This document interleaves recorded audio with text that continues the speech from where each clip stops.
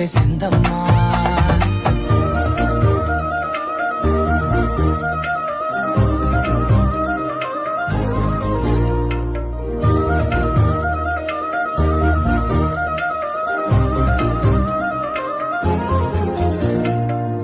ఏకాంతాలన్నీ ఏకాంతం లేక ఏకరువే పెట్టాయే ఏకంగా, సంతోషాలన్నీ సెలవన్నది లేక మనతోనే కొలువయ్యే మొత్తంగా, స్వాగతాలు లేని ఒంట్లో ఉండలేక విరహం కను